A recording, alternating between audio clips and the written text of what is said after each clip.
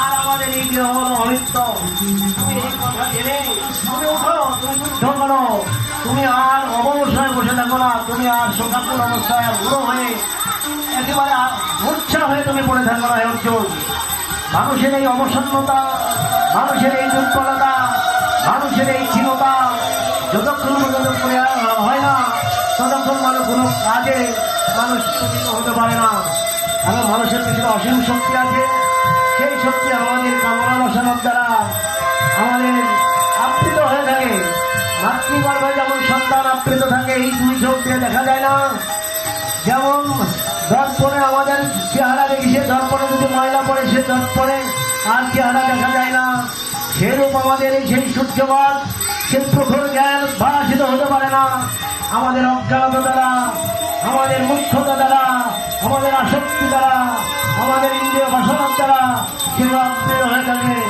সূর্য যেমন সমস্ত অন্ধকার নাশ করে পৃথিবীকে আলোকিত করে, আমাদের এই মানব দেহের যে অজ্ঞানতা আছে একদিন পরিহার হবে যদি আমরা সুস্থ গুরু আশ্রয় করে আমরা যদি সাধনায় অল্প সময় হলো করি এবং আমরা সত্য কথা করি, কারণ সত্যই ভগবান।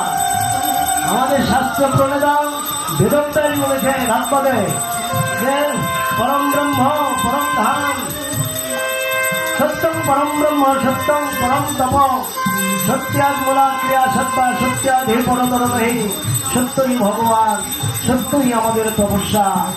কি পূজা পার্বণ করি, কি গান করি, কি কীর্তন করি, আমাদের এই মানব দেহের স্ফুরণ ঘটে না। এই ঘোর আন্দোলন হয় না মানব দেহের ভিতরে যে বিগ্রহে ভগবান বসে থাকে।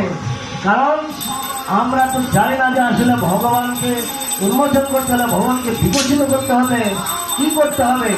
যা বিদায় সর্বত্র বলেছেন কি যায়তে মৃয়তে বা কদাচি নয় ভূতা ভূমিতব নয় ভয় অজনিত্য সত্যদয়ং পুরাণ নিয়তে হনিয়রে শুনলে।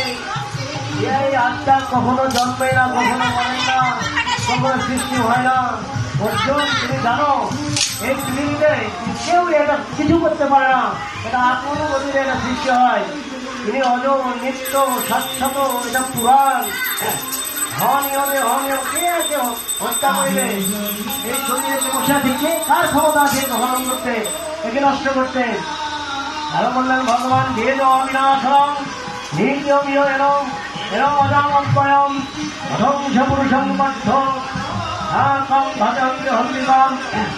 বেদ বেদ মানে জানো, তিনি অবিনাশী এটা জানো। হে অর্জুন তিনি নিত্য এটা জানো। এই তিনি অজ, ইনি অক্ষয়, তিনি নিত্য, ইনি অবিনাশী। কে পারে হে পার্থ সাধারণত হত্যা করবে? কেউ পারে না। ভগবান আরো বললেন এই আত্মতত্ত্ব বোঝানোর জন্য বলছিলেন যে মোহ কাটে না, আমারে কি করে কাটবে? আমার তো সংসার বাসনায় পরিপূর্ণ। তাই ভগবান বারবার এই আত্মতত্ত্বের জন্য বলতে গিয়ে বলছেন, যেটা আমি আগে বলেছি, ভাষাংশী বিদ্যানি যথা বিহায় ধরানি চিন্তানি নরহ ধরানি কত শরীরানি বিহায় চিন্তানি অন্যানি শব্দানি নমানি দেহি। সেটা আগে ব্যাখ্যা দিয়েছি। এই দেহ বস্ত্রস্বরূপ, বস্ত্র যেরকম